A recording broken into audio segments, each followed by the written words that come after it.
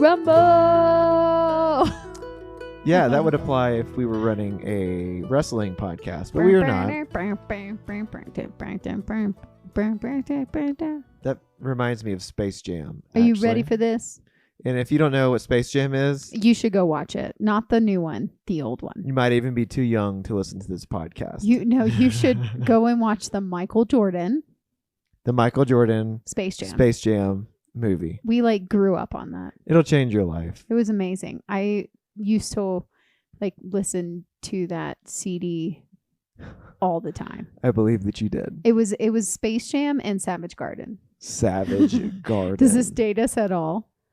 It does. I used to really jam out to some Britney Spears and some Backstreet Boys. Wait, you did? And some Backstreet Boys? Yeah, and some NSYNC. Wait, you did? Wait. If we're being honest. Hold the phone. Yeah. Okay, this is something new I'm learning about you. And then I went through an Eminem phase. Well, and didn't we all? Yeah. And then Linkin Park. Linkin Park. Oh, 100%. But have you ever heard of 30 Seconds to Mars? Yes, of course. Have you ever heard of Atreyu? Actually, no. No. I didn't think so. Never heard of that. Is that an anime one? No, it's like a rock band. They're not quite screamo, but they're pretty heavy sometimes. Oh, they're screamo. Okay. Wait. But let's just go back really fast because Backstreet Boys and NSYNC, what were your favorite songs then? Because I was a hardcore NSYNC girl, and then I loved Backstreet Boys as well, but NSYNC was my jam. But I really want to know. To be honest, it's been so long. I can't tell you an NSYNC song, but I wanted that away for Backstreet Boys or the other one. I want it that way. But also the one where they're like, my battery is low, so I'm going to a place that's nearby. NSYNC. Gotta go. That's NSYNC. What's the name of that song? My battery is low, gotta go to a place. Okay, so that's my NSYNC song, but I don't know the name of it. Wait, I'm pretty sure that was NSYNC. Oh God, it's been so long. I would feel so bad if it wasn't NSYNC. Wait. Is there a song you can think of if you can sing it from NSYNC? No, I cannot. Oh my God. Oh. Bye bye bye. Wait, the puppet one. Bye bye bye. Is that bye bye bye? Bye bye bye bye bye. Yeah, that one.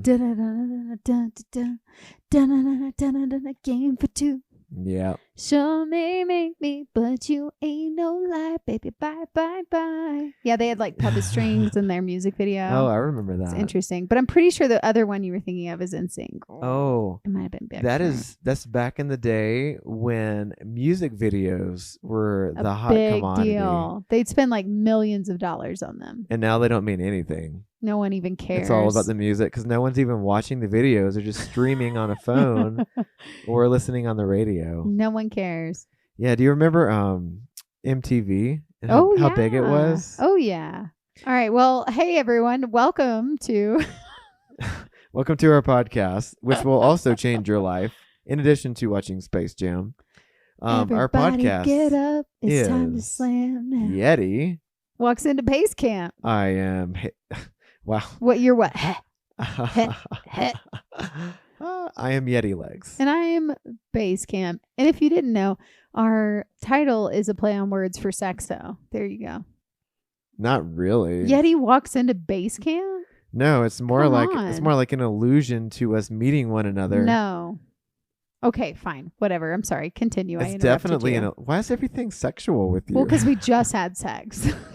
No, that's the title of our podcast is an illusion of us meeting one another and doing life together and hiking together and all of those things. That's not ever what I got from that title. It was Yeti inserts into Basecamp. Yeti walks into Basecamp. I walk, WALK, on feet. I'm walking into a base camp, into a tent, and the tent is me. That's what I've always thought our title was. You're welcome, everyone. I've always thought it was a sexual play on words. Anyways. True confessions. Our last episode was intended to be a 2-part for our PCT week 6 and week 7. We have been, if anybody knows anyone who's willing to edit podcasts for a dime, please reach out to us. Please let us know, because we could really use some help, because we are so deep in work this summer that we are having to break up episodes and make them a little bit shorter than we normally do. And since I'm doing all the podcast editing, it takes me a while to get over to it, since I work 10-hour shifts. And he's also a perfectionist. And I'm a bad way. He just doesn't want it to peak ever. Yeah. So he anytime he sees peak, he's like, peak, turn it down. Turn it down. Yeah. So he's like editing it for like hours and hours. And I'm like, whatever. If I were editing it, I'd just not even listen to it. Sweet Jesse and Alina, I'm so sorry that 2-part episode for LNT was so glitchy and botched up. Well, we decided though it's because I wasn't there. Yeah, he needs me. I always test all of our audio. And I was really sick that day. I need her. What can I say? She's my prettier half. She's a part of me now. I know. But yeah, if you are noticing that maybe the episodes aren't being released at 6 a.m. on a Monday, and it might be like Monday night or Tuesday morning, it's because I'm trying to get caught up and still survive in my normal life on top of making the episodes. But we appreciate anyone who is listening in and who's leaving comments. We actually have, I don't remember her name, but this sweet girl or sweet woman asked you a question about like what gloves you wear. Yes. And I was really appreciative about that. Facebook. I know. Yeah. I figured it was because she listened to the podcast, because she asked me about gloves. Yeah. And because I have Reynolds syndrome. Whatever. Which means that she has poor circulation in her fingers, and they turn white easily when they get cold. Unless she just found us on Instagram. I don't know. But she asked what gloves I use for hiking. Yeah. And it really depends on the season. But for summer, I definitely use like a base layer from Walmart gloves that are super lightweight. Anything you find that's like $5. And then also I use an OR Flurry sensor glove is what it's called. There you go. I come to find those to be really, really helpful in all seasons. They're really great. Yeah, they're a wool blend, I believe. Yeah, and they're sensor gloves, so you can actually use them when you're touching your phone. Yeah. Yeah, they're great. I like them. You know what else is great? What? Leve, Leve. Oh, is this your transition? This is my quick transition before we hop into the episode. Let's talk about Leve, because we're really excited about this brand, you guys. We're so stoked. Yeah. So, quick preface: we have some other hikes that are going to be coming out in episodes in the future. One of them is on the TMB, which we did years ago, back in 2022. Yes. But most recently, we are doing section hikes of the Rainbow Trail, which is in southern Colorado. Which you've probably never heard of. Probably never heard of it, because it's largely a dirt bike trail. Which is very sad, and I have lots of feelings and opinions about this. But so there will be an episode coming out, or multiple coming out on it, that we'll talk about. And this last Memorial Day weekend, we spent 4 days hiking the Rainbow Trail, and we both used a new piece of gear that we love. We use several new pieces, actually, but the one that we're going to talk about right now is Leve. So you've seen like those, like, I don't even know what the phrase is for it, but it's the transparent like mid layers that looks like you can like see. Super lightweight. It's got like hatching across it, and it's kind of fuzzy, and part of it sticks up off of the layer. I'm probably not even doing this justice, but the next thing I'm going to say will. So normally we would be wearing a puffy out in the Colorado nights. Probably wouldn't even get out of our tent, to be honest with you, because it's so cold still. But so they make several different weights, and different weights equate to different warmths of these Leve layers. And they have other stuff that they also sell and are coming out with as well. But we have some of the mid layers for our tops. And specifically, Basecamp has a 90, and I have a 120. The bigger the number, the warmer it is, but also the heavier it is. And I was out there wearing my sun hoodie and the 120 layer, and that was it. And Which was impressive, just to say that, because it was 30 degrees or 32 degrees outside. Yeah, we started above freezing, and as we were sitting out there having dinner, the sun went down. It was below freezing at that point. So yeah, it's pretty impressive to be able to wear a 6 to 7 ounce mid layer in my sun hoodie in sub-freezing temperatures and be okay. And then I had the 90 on, which was super warm for me. And then I had a puffy on. Yeah. But for me, I do not like being cold at all. Yeah. But I felt really warm in it. And I also wore it during work last week, like as a little mid layer or just like a layer. Yeah. When it's cold in the morning, and then I took it off in the afternoon. But honestly, I give this company a 10 out of 10. Definitely. It's super lightweight, super packable. I'm not only through hiking with it, but I'm also wearing it in work world because it's sleek, it's black, it's cool looking. And in Colorado, of course, you can wear something like that and it still looks professional, which I love. But we're really in love with this piece of gear. Definitely. And if you've ever heard of the brand Farpoint before, this is the same type of gear, but this is a different brand. I actually reached out to Farpoint quite a few times, and nothing against them, but I reached out to them quite a few times to try and get a custom piece made for Basecamp, and I never heard back from them on Instagram or email, so I kind of gave up hope. And then I found Leve, and I reached out, and they were super responsive, and now we're wearing Leve pieces and just super happy with what we've got. So same type of gear, but if you want responsive individuals, Leve is definitely proven that they're awesome to us. And if you want a discount code for a Leve purchase, all you have to do is go to their website, find whatever you want, and plug in the code Yeti Walks Into Basecamp.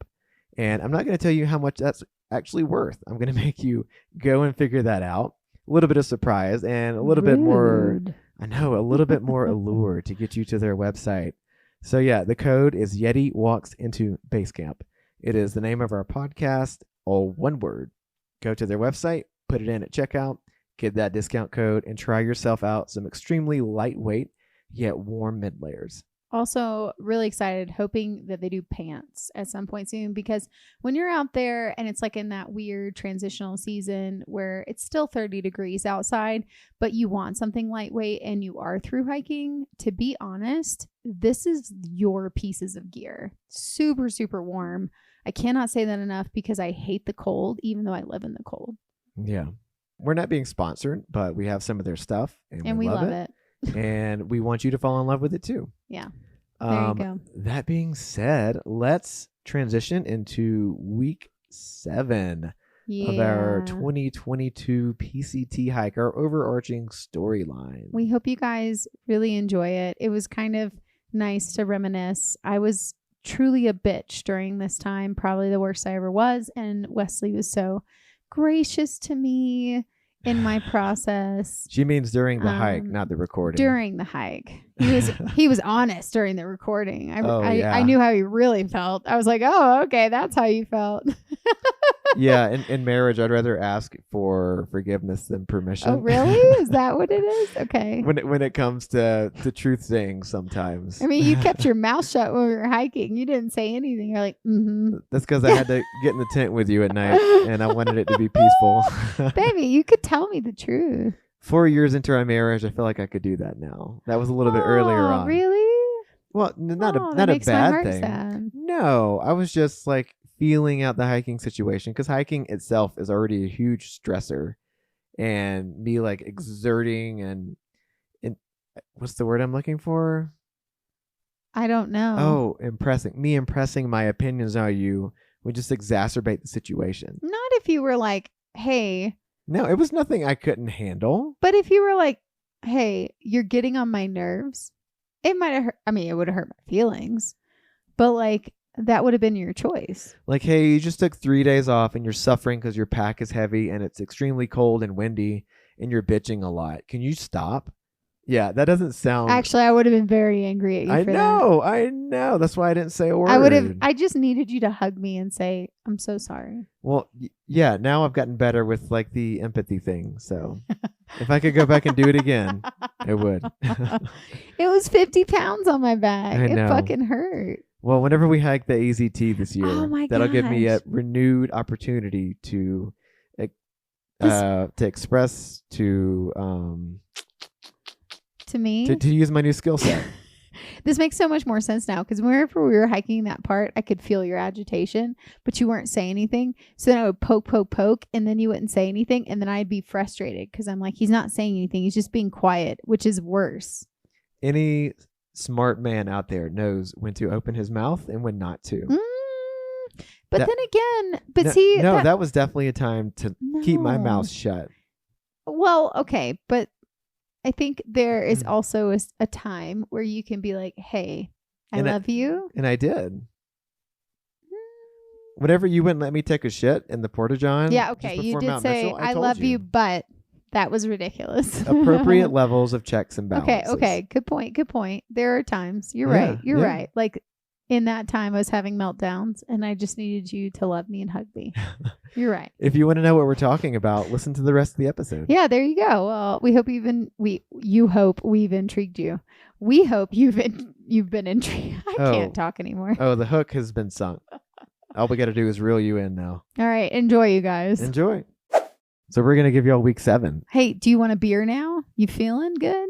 Yeah, let me go get a beer. Okay, I can start talking if you want to grab a beer. Or you want to pause it? I'm going to pause it because I don't like all of the sound for me getting up and putting the headphones down. Okay. Y'all, I'm super particular about this. He's very ornery about it. So I'm going to pause it right now. And whenever we come back, I'll have a beer in my hand. Okay, slancha. Slancha. Oh. Okay, so while Wesley is gone, I'm going to tell you guys a story. So, Wesley took a video of Loba, and Loba decided to tear up this box. And, well, no. Actually, sorry, let me backtrack. We put all our toys in a box because they were just like everywhere and we wanted to consolidate them. So we put all our toys in a box. And this one day, Wesley texts me and he's like, oh my gosh, you're not gonna believe what she did. She took all her toys out and she laid them out on the floor. And then she took the box that they were all in and she tore it up. So we realized, oh, she likes tearing up boxes. Cool. Because she loves chewing stuff up. I mean, and that's fine. She's never, ever, ever chewed our furniture up. She's never chewed our clothes up. She's never chewed anything of ours up. She only chews up her stuff, which is so impressive to me that she knows the difference. Hi, Loba. How are you? Speaking of Loba, she just came up on the couch. And so anyway, so she does this thing where she's like, tearing up these boxes, and then Wesley goes and takes her on like a 3-mile run and then brings her back and she lays down beside her cute little creation and she's just like crazy. Oh, hi. You can hear her. Anyway, so he takes this video of her and it makes it look like she's exhausted after she like tore up all these boxes. And so he's like, yeah, hard work, Loba. He like makes this whole reel out of it. Well, this damn Instagram reel has gotten us so much traction.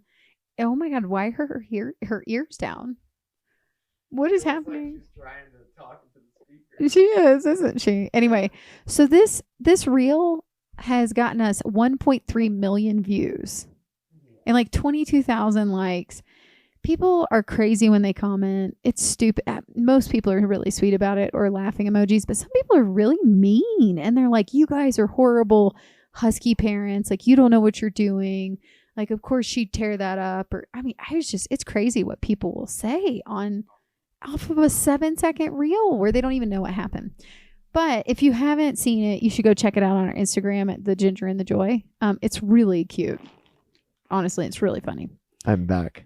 There he is. I just really wanted to start and I wanted to tell this like break story. Yeah. While you went and got your beer. It's funny. People have been like, you're mistreating your dog. You should have started with a goldfish if you can't handle a pet. Literally, someone said that. I was like, are you fucking kidding me? Like, you don't even know us. Like, you don't know that we take our dog on 3 to 5 miles a day, runs or hikes. And on the weekends, at least 20 miles. At least. Oh, my favorite was this woman who commented and said, huskies are meant to be sled dogs and they're supposed to run or they're supposed to be active for like 25 miles a day.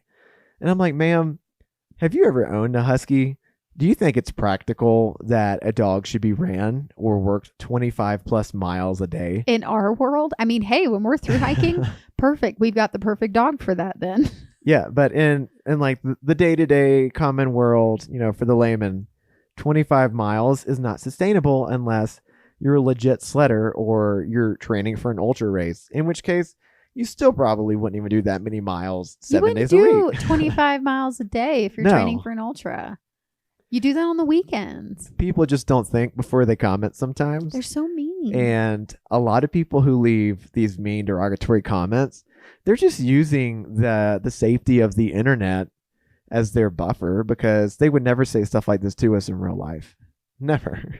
No, they wouldn't. No, and You're right. Most of the people who leave comments like this, it's not just us. They do it routinely because they'll either have commenting blocked whenever trying to tag them and reply to their commenting will be blocked, or they have like these weird caricature or avatar looking pictures for their social media profiles, so they won't even put their face out there. Yeah. So they're just afraid. It's rude. And they're angry.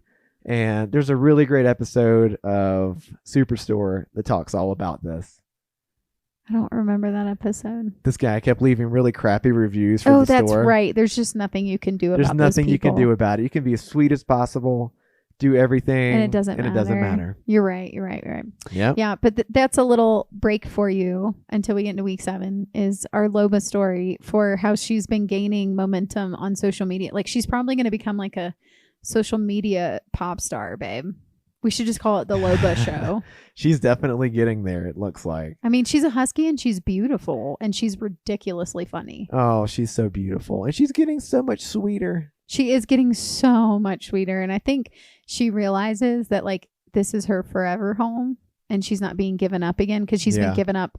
She's transitioned 4 times. Yeah, she has. It's been a lot. Yeah. So anyway, I think she's finally realizing, like, oh, these people aren't giving me up. And so she's being a lot sweeter. And the more we work her, the better she gets too. Oh, yeah. Like today, she's great. She obeys. It's awesome. Yeah, it's pretty sweet. Yeah. Anyway. Okay. Well, let me start off this day. Okay. Back to reality. Yeah. So this is starting off in week 7. The first day of our week 7 was another 0 in Pasadena. So like I said, we spent 2 zeros there with Megan and our hosts. So this is continuing after the zeros, and we're getting back on trail. And this is day 44, and she dropped us off like later in the day. It wasn't early. So we kind of had almost like 2.5 days of chill. And for those of you who don't know, because you wouldn't know this, I love my bath. Like, I love a bath. I love to soak in a bathtub. And if you do know that, we need to have words. Unless you're one of my best friends or my Aunt Debbie, who listens to this, because she knows I love bathtubs. But Deb's Debbie, but she knows. I like the hot tub, but I love a hot tub or a bathtub. Like, it's just decompressing for me and a de-stressor. However, when you're on a long trail, do not ever let your body relax like that. For 3 days. It is the worst idea you could ever put yourself through. And so she drops us off. We start hiking, and dear God, this next week, I feel like I was a complete and total bitch. No comment. I was like, I was so beyond myself. My body was rebelling. I think you mean beside yourself. No, I was beyond myself. We'll go with that. Listen, we'll go with because that. I was beyond. I wasn't even beside myself, which means I'd be hallucinating beside myself. Yeah. I was in another dimension. I was beyond myself because outer body experience. Yeah. So then I'm back to reality and my body is hurting. Yeah. Like it did at the very beginning. It's like it reset. And I'm like, oh my God, we're 500, like how many miles are 500 plus miles in? And I can't even get through a fucking wind farm without my body just crying at me. And I had to keep stopping. Like it was so bad. Yeah. We're at about mile 540 or so. And I mean, if you've done the PCT, you'll know, but if you've even done research or just heard about it, you're hiking along the LA Aqueduct for I don't know, 30, 40 miles. And it's just pure exposure out there with pure wind exposure. farms. And there are a few Joshua trees. I remember taking lunch this day under a Joshua tree, which was kind of cool. So there was that.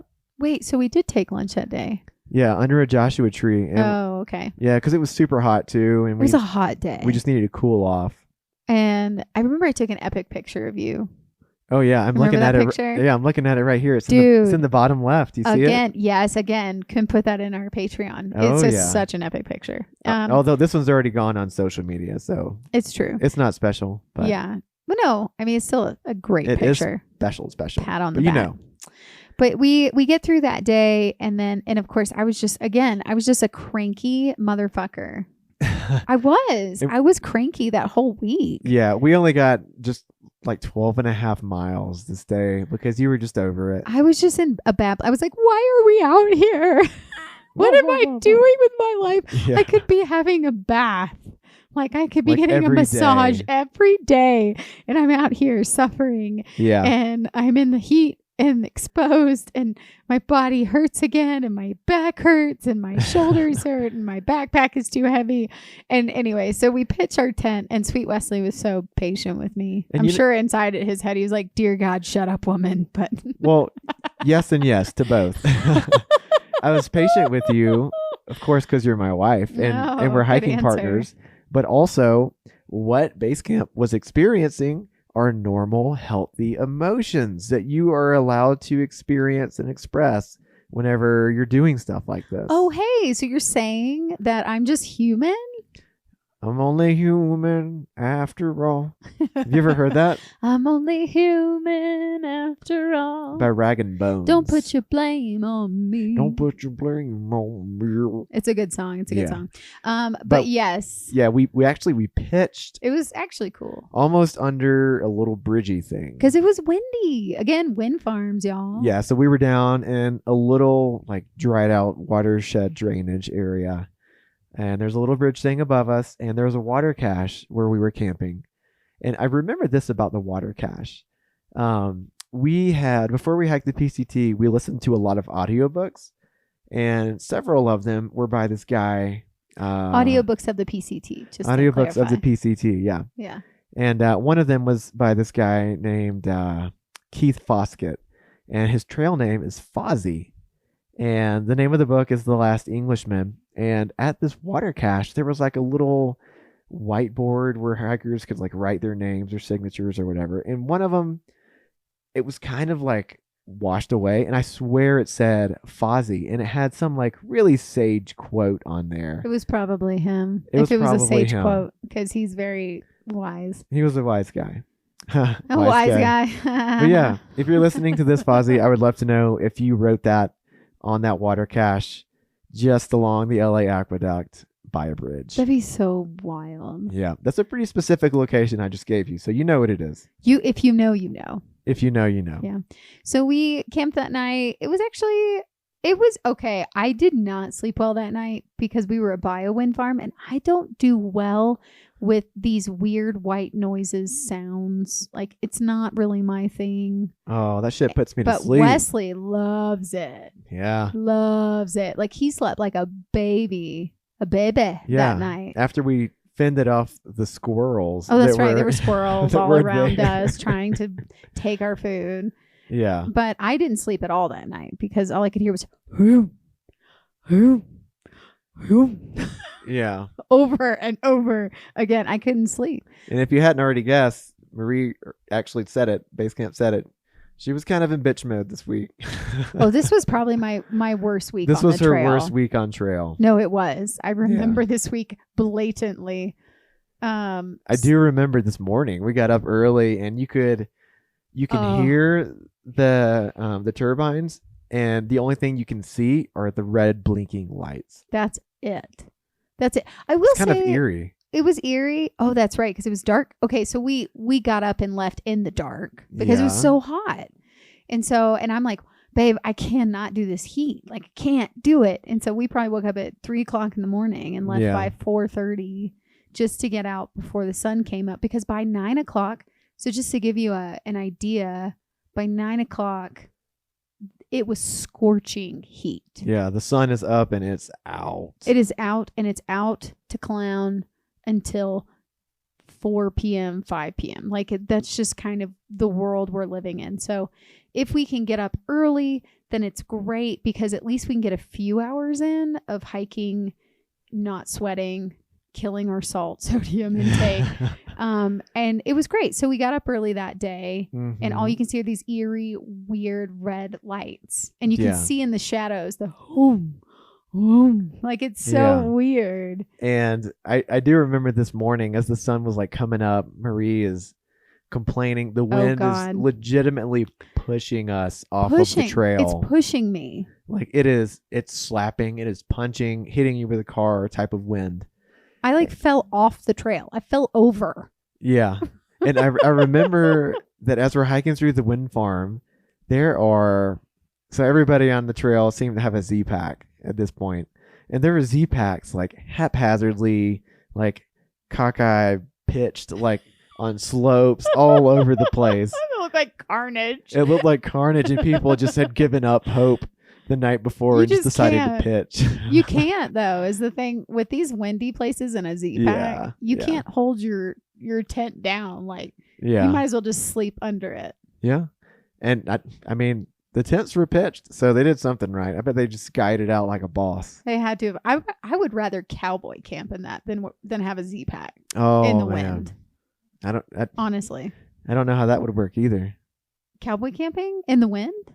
I guess it's doable. I think it's better because I'd rather not have the Z-Pack on my face wet. Yeah? Did you do it? No, but I mean, if I had to have that option, what would you do? PCT round 2, whenever we're in our 60s, we'll do it again. Then we won't have a Z-Pack. We will not have a Z-Pack. We'll take another nice, comfortable tent. Yeah. No offense, Z-Pack. we bought a Z-Pack, we tried it, and we're already trying to sell it. We love it for the weight and the fact that it's easy and accessible. And now I understand why so many people on the PCT just would like all of a sudden get up and leave. It's because you don't want to be in that tent in the morning because it's wet and it's gross and my hair is wet. My face is wet. I can't touch anything. I just want to get out of it. Yeah. And I want to pack up and I want to go. People who use Z-Packs are the hikers. That's true. We're the campers. Yes, we are still campers here. Yeah, and I think we always will be. That never changed. No, still campers. But yeah, I do remember, yes, all of those. The Z-Packs on the way. Yeah, and actually this morning, she probably doesn't remember it because she started to lose steam so quickly. But, we had gotten up, left early, ate, had coffee, etc. And probably by like 8:30, she was starting to just slog and we needed to stop. Did I start zigzagging? Yeah, you started like wobbling a little bit. And so we stopped and like had a second breakfast, really. We made more coffee. And something about a hot coffee just kind of revitalizes you. I remember that. Yeah. Yeah, you were the one who suggested it, though. Yeah, and it brought you back to life. It did. Do you remember the other hiker that we saw this day? No. Do you remember the kid who was being his parents were kind of... Oh my God, yes. Like dropping him at different locations? Yes. What was his name? What was his name? Oh, shit. Stargazer or something like that? But... oh man, I can see him in my head. He was a solo kid, like probably 18, maybe 20. And he talked like sweet kid. He just talked a lot. He just had his social cues were a little off, and I was not in a good mood. Clearly, I was like in bitch mode, like full on bitch mode that day. And this sweet kid was out there just trying to survive. Like he literally sounded like a bird that would not stop chirping. He was trying to survive, and his coping mechanism was talking. And I was not about it. She was not. She shut that down real quick. I was like, stop talking. Yeah. Pretty much. Because I think I hurt his feelings. I mean, he had started fairly recently on trail. He didn't start at the beginning. He started like hundreds of miles in. Yeah. And his parents were he even told us this. He wasn't ashamed to say it, but his parents were taking him to different locations and like saving him from storms, that kind of thing. Helping him out because they lived in LA. So they were, I mean, again, he's 18. I can imagine if I had a kid and my kid was 18, was like, I'm going to go hike the Pacific Crest Trail. I'd be like, oh, dear God. Well, do you need anything, honey? You want a hotel for the night? You know? But I do remember leapfrogging with this kid most of the day. He would just be, we would usually leapfrog at big breaks. So like lunch or big poop breaks during the day. Yes. Yep. Was that us who was pooping and he passed, or was he pooping and we passed? Or did it happen to both of us? So I pooped up in a drainage area, nice and concealed, and he was pooping right off the fucking trail. Right off the trail, and we saw it. And I was like, oh, he took his pants off. Yeah. Oh, That's not leave no trace savvy. I'm just going to turn my head. Yeah. Leave no trace. You're supposed to poop and pee at least 200 feet away from trail. At least poop. And he was legit like 5 feet off of trail, and anyone who saw him, he deserved that. That day, okay, the things that highlight for me, windy as all get out. It was windy as fuck. That's the windiest day we ever had on trail. We actually got some cell service midday, and we were in the midst of a wind advisory. Oh yeah, even the kid was the one who told us that. He's like, "Hey, did you know we're in a?" Yeah. Oh, wait, no, you told him that. Yeah, I told him that because it was saying it on my phone. It said we were in a warning wind advisory. Yeah, across the entire Mojave Slope. And he looked terrified. Yeah, and that's where we were, and we were in it. I remember just getting jostled around most of the day, but then we got to this like really crazy established trail magic rest station out in the middle of nowhere, the mile 549 or something like that. And you go out there and they've got like a little picnic table and chairs and a little bear sign hanging up. Very surreal. It was surreal, and I don't know how they freaking hiked it out there and established this, but what a treat out in the middle of nowhere. So thanks, folks. Yeah, especially in the middle of that windy section. But that helped. I just remember you had a video of this, but there was this one very specific section, and people even commented and far out about it. But it's like this. It's like you're in rock for a while on a ridge, and then all of a sudden it opens up and there's just like a gust of wind, and then it's rock on the other side. And do you remember when I like put both? You even videoed it.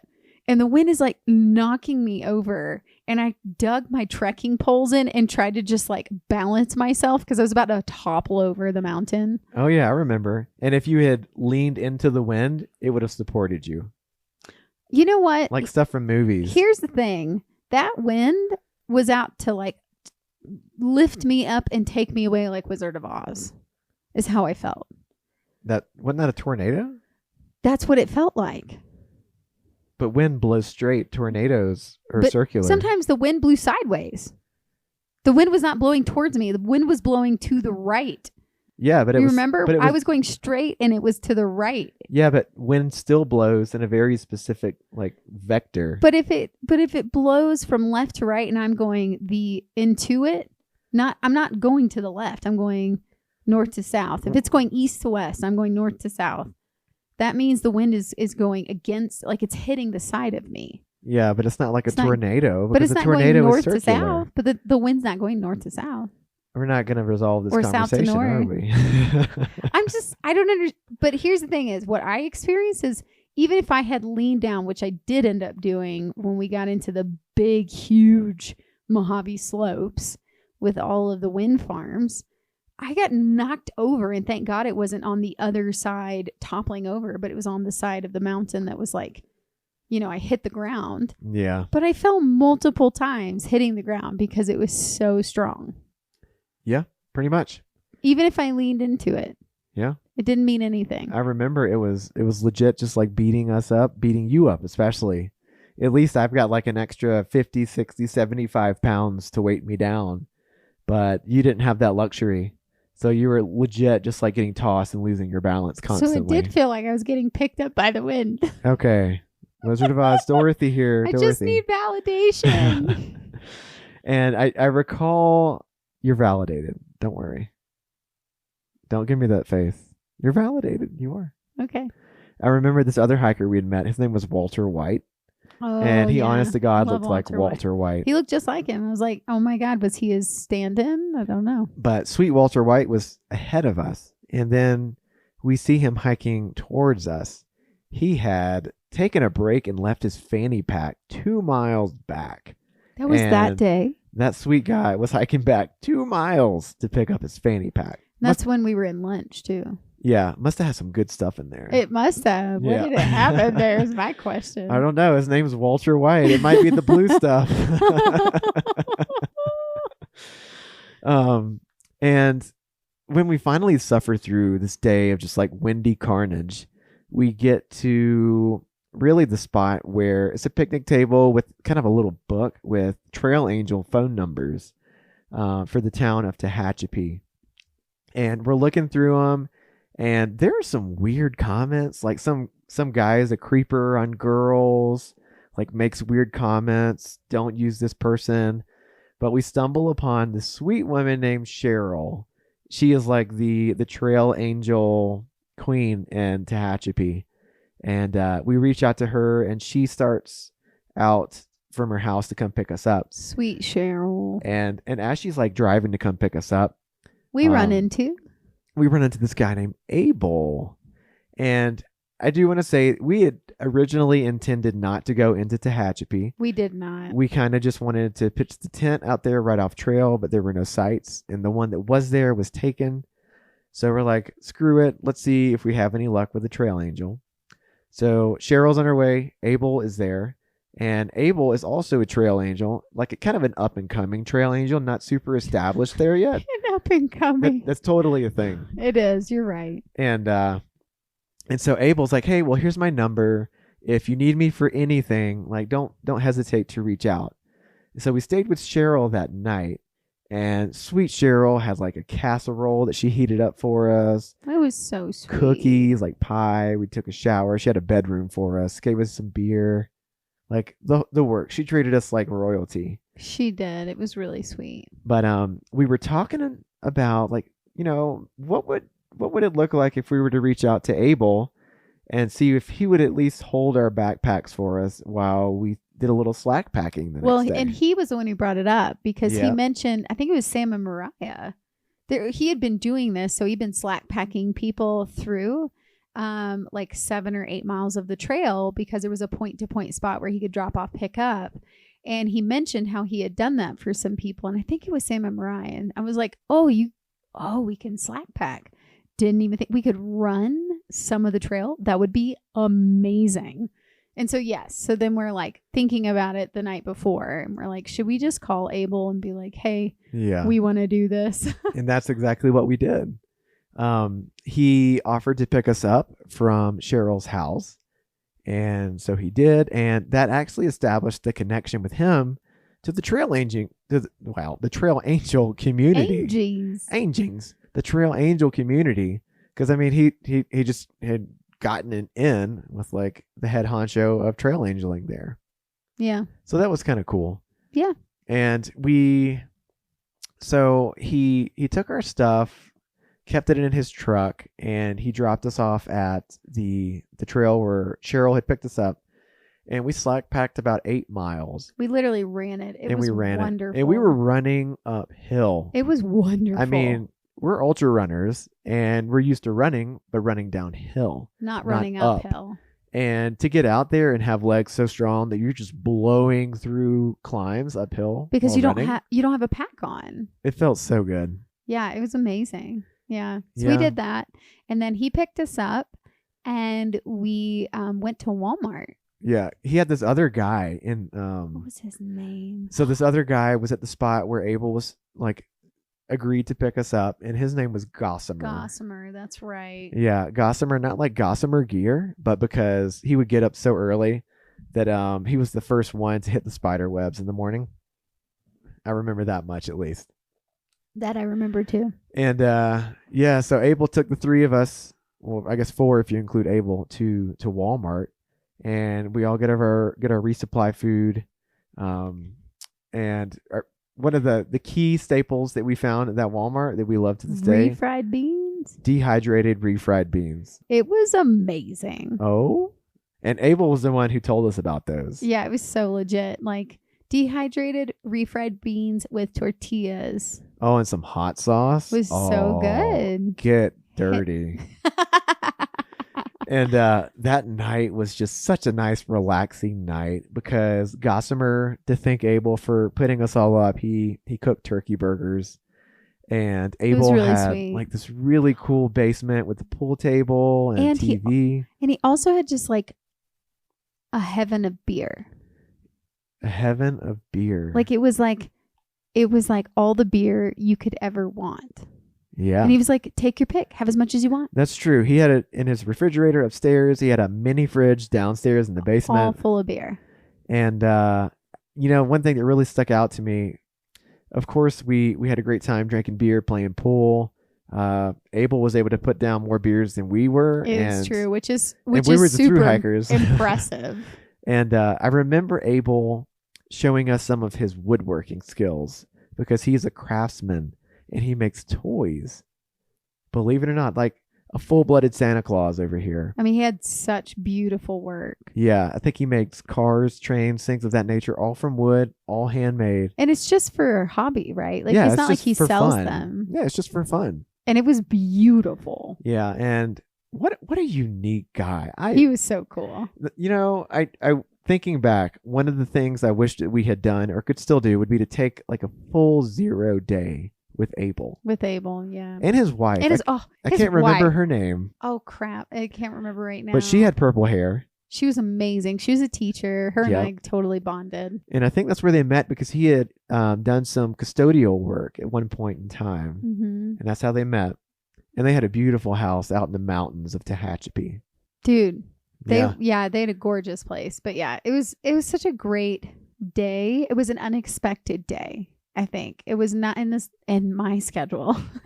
Oh, I tried to talk Basecamp so hard into staying another day. And I was like, no, we have to get to Kennedy Meadows. And she would not have it. I was like, we have to get there. We have to get there. Yeah. We should have totally taken another 0, but we should have. We should have. It's okay. It's okay. For me, the crabby bitch, I probably needed a 0 to like recenter myself.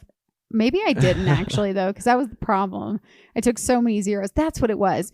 We'd taken so many 0s before. I was like, no, we literally just took like double 0, 2.5 days, 2 days before. We need to get on the trail. Yeah. But the problem with what happened is we were trying to test ourselves and see how much weight we could carry in food because we were going to be in the backcountry of the Sierras in the winter. So there's certain places you cannot get food yet. Yeah. There's certain ranches that aren't open yet, certain places that aren't open, so you can't get boxes sent.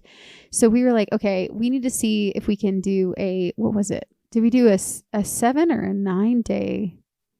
Ooh. We were literally going from Tehachapi to Kennedy Meadow South. Kennedy Meadow South. It's about a week and a half. So yeah, about 9 days. So 9 days of food, which is a lot of food. Yeah, and the thing with carrying that many days of food is that it weighs more. And it weighs a lot more because to give you a grid, like 4 days of food weighs probably 15 pounds? No, I'd probably go about 10. What? Really? Yeah, I would say about 10 pounds for 4 days of food. Okay, so then let's say 7 days then. And 10 pounds is like you eating well. It's not just really? Yeah, it's not just ramen and stuff like that. Because I feel like the food we were carrying out was like 30 pounds. We were carrying out some bougie food, so it was heavy. So it was probably about 30. So my pack was 50 pounds. We weighed it at Abel's house. Yeah, and Basecamp's a tiny little thing. So 50 pounds is a lot for her. 50 pounds was like, I died. Yeah. I died and I came back to life that day. And I remember Abel telling us this, that the name Tehachapi translates from its indigenous tongue to big climb. And dear God, was that a fucking climb. And yeah, we had a huge climb out of Tehachapi going Nobo. And sweet Abel, he probably hiked out with us. He hiked out 4 miles? Yeah, about 3 or 4 miles along the highway, and then he climbed up with us. Yeah. But he had some other engagements, so he turned around. And the wind is still just blasting. And 50 pounds on my back, probably 65 pounds on Wesley's back. Yeah, because we're trying to like go big or go home. Figure this out for the Sierras for our doomsday winter. Yeah. Yeah. And doomsday, quote unquote. Quote unquote. I'm sorry, I'm being sarcastic. Oh yeah, she is. Yeah, I just remember it was super windy. We have these crazy amounts of pounds on our back. And the forecast states that we're supposed to get a snowstorm. Yeah. What? Snowstorm at the end of April. Right. Which I guess in Colorado that's normal. Yeah, but in California. But not in Southern California. It's like, maybe not so much. So we get up this climb. And we can see the clouds rolling in. And there are definitely like some decent looking campsites along the way, but we have like our sights fixated on one, and it's kind of like in a saddle. So we're continuing through like shrubs and getting wind blown, and the clouds are just getting darker and darker. And we finally find the spot. And honest to God, we're loitering around this like massive saddle for a half hour trying to find the best campsite. And we find one that is wedged in between like bushes on three sides. And it was really perfect. It was perfect. Yeah. It had shelter. It had no wind, because that was the problem, was all the wind. We were like, it's going to knock out our tent. And there was no water there, unfortunately. So not super perfect, but it was dry camping. Ideal for what we had. Yeah. And that crazy snowstorm produced maybe a half inch of snow, maybe, and it melted quicker than it could actually stick. Yeah. And so I remember we'd put out our cook pots that night to try and collect some snow so we would have water. And they were basically empty when we woke up in the morning. Yeah, there was nothing there. I do remember that being a nice night, though. Even though it was windy, it was really cozy. Yeah, I think it was pretty cozy. It was a good campsite. It felt nice to just be in the tent chilling. Yeah, we were chilling that night. And we were eating some of our bougier, better food out of the pack. Yes, because we were like, we got to get some of this weight out. Because I was like, we were going so slow was the problem. It wasn't enough to fill up our pots with snow, a.k.a. water. But it was enough to make a muddy, sloshy. It was so bad. Frosty mess the next day. Like it was mud, just slippery mud. Yeah, it looked like a war zone. Because we had a few other hikers who were in front of us. And it looks like post holing in mud, like up to ankles, and sliding like which butt I did. Prints where they fell down. Which I remember sliding down a hill, and I just got mud all over the side of my leg and my ass. Oh yeah, and this was probably one of Basecamp's worst days on the entire trail. I definitely had a breakdown. She just woke up pissed off that she fell in the mud that morning and just wasn't having it. Just not a good day. It was one of my worst days. Yeah. Yeah. And this was another low mileage day. We only managed 10.37 miles. I just feel like all the days, like it got worse and worse and like progressively worse until this day. It just all broke. Yeah. So we're like approaching the 600 mile marker, and we're doing 10 to 11 mile days, 2 days consecutively. Which we should be doing more. But of course, the pack her pack was heavy. My pack was just so bad. So I was just crying. Yeah, it was misty and kind of wet and moist all day. And I remember we got to this open field, and it's kind of like on a ridge. It was like an open field, but on a ridge above us were several turbines, and we found like a really great campsite. We're like, hey, it's only been like not even 11 miles, but you're really sucking it up today. Clearly we need to rest, and you need to eat some food out of your pack. So we pitched there for the night, and this is the same night where we met Boondoggle. Honestly, that campsite was amazing though. Oh yeah. Well, no, we met him at lunch. No, we met him the next day. Oh, we met him the next day, but he camped with us and we didn't know it. He camped with us that night. He heard, like Wesley heard someone put their pack down and but I couldn't hear anything because it was windy. Well, it's funny you say that because he actually held a conversation with us for a minute, and we both responded. Oh, wait, you're talking about a different place. Sorry, I got confused. I was thinking about another spot. Yeah, so that night, oh, I know what you're talking about. This guy named Boondoggle rolled in, Yes. and he had a super country accent. Yes. But it was already dark, so Very we couldn't really southern. see anything. So we exchanged a few sentences between the tree line. And, Sorry, I do remember that now. Yeah. Yeah. And that was the end of this day. It was just kind of a muddy slog fest. It was just a Basecamp. gross day. Wasn't having it. I was having a bad day. Yeah. This yeah. this might have been one of my worst days on trail. I think it was the worst. Like out of the entirety of the trail of 6 months, this was my worst day. Which is why we really don't have much to say about it because I was just I wasn't taking many dying. pictures. Crying and dying and like I literally wanted to throw my pack off the side of the ridge. I'm glad that you didn't. Many times. You remember in what's that movie with what's her nuts? Oh, Reese Witherspoon in Wild when she throws her boot off the cliff. Yeah, what a dumb move. Yeah, and then she had to go get it. Yeah, pretty much. And so this next day wraps up our week 7, but this is another good day. We hit the 600 mile marker this day. This was a better day. Things were starting to look up. Yeah, they were looking up. This the morning though? Was this that morning where I was, yes, this is it. This is that morning where it was like super misty. It was like the Misty Mountains. Like I kept hearing that song from The Hobbit. Oh, misty eye of the mountains below. That was the Misty Mountains. Yes. So it was like misty that morning. We woke up super early. It was like Sleepy Hollow misty. Yeah, but it was a night. Yeah. It was like a cool, like fresh feeling in the morning. Yeah. It was really nice, actually. It was. Was this the day where we almost ran out of water and we started eating the snow? So this is the day where we hit the 600 mile marker, and at lunch we end up having lunch at this.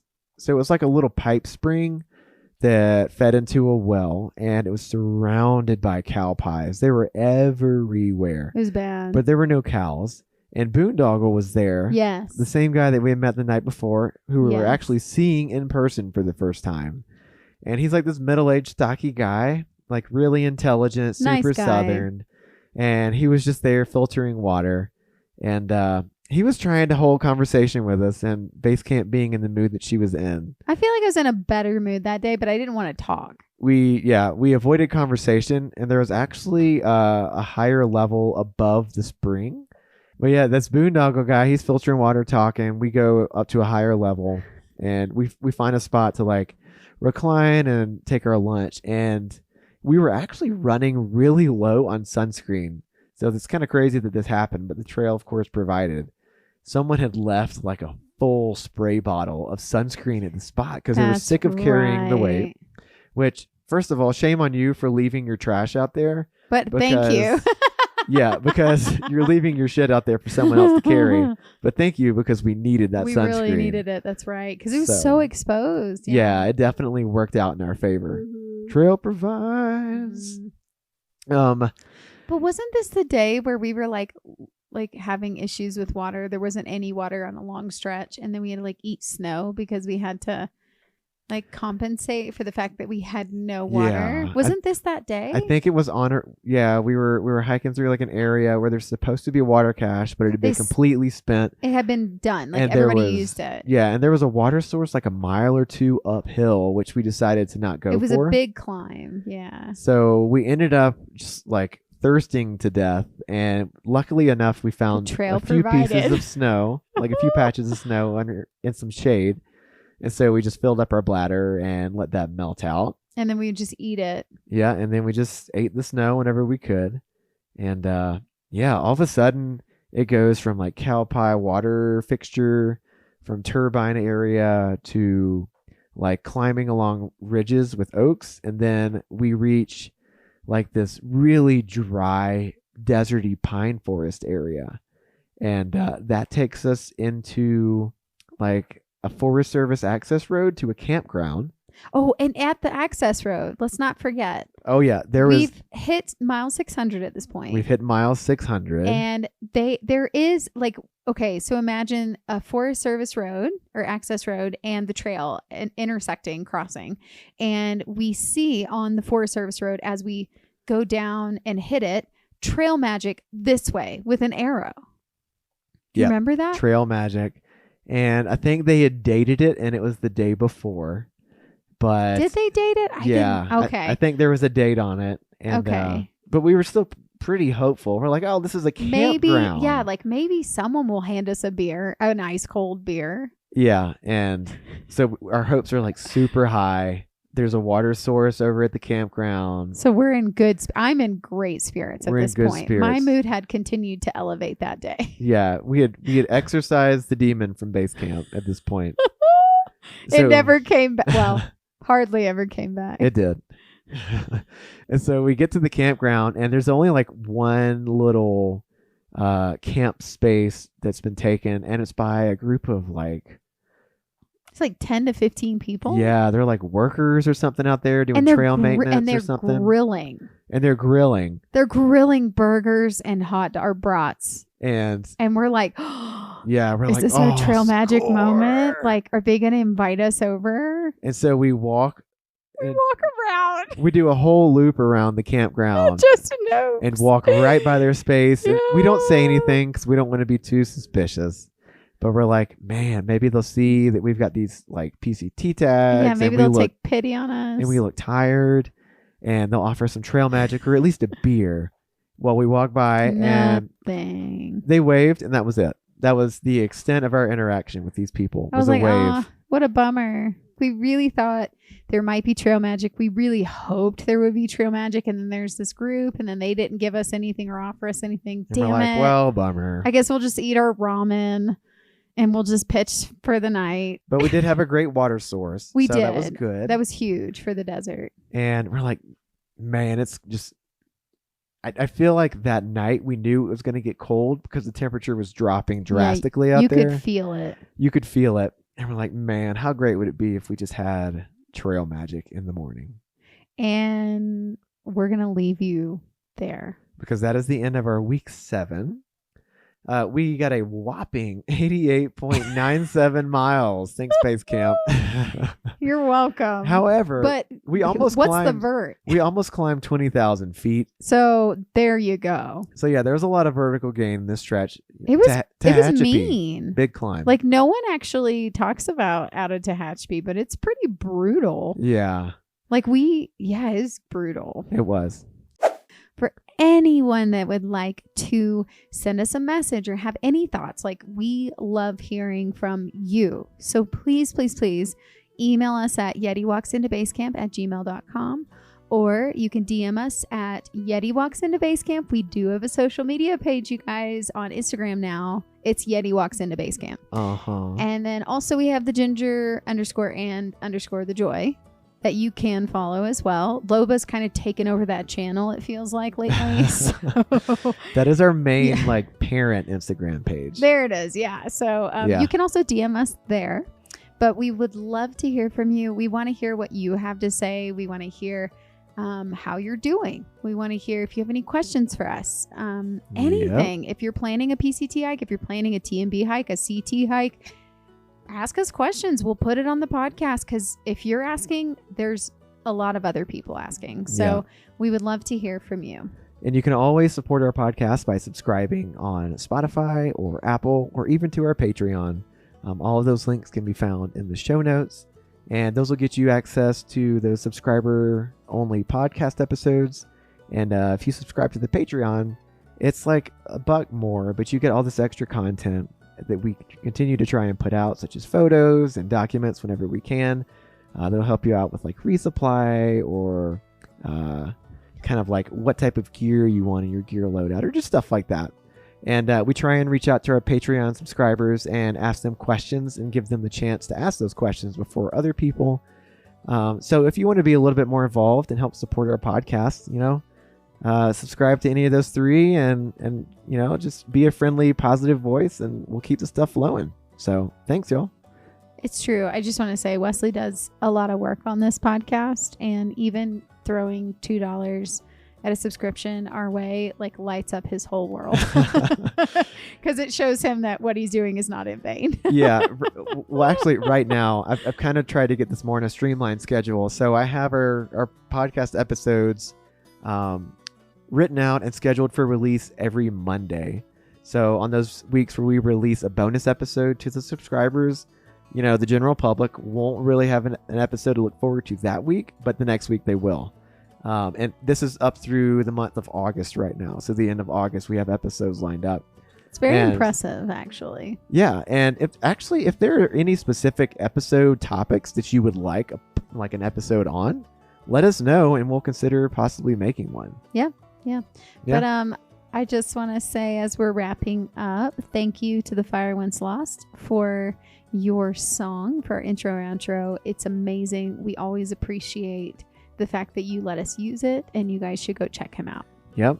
The show notes have a link to their Instagram and their Spotify page. It's towards the bottom, just above all of our social links. We don't expect you to remember anything social link-wise that we just said. So it's all provided for you in the notes. Yeah, so go look at the notes because he spends a lot of time on the notes. Yeah, I think we need to go out and do our own hiking in the woods in the backcountry. And you know what we usually say when we see hikers out on other trails? What is it? Happy trails.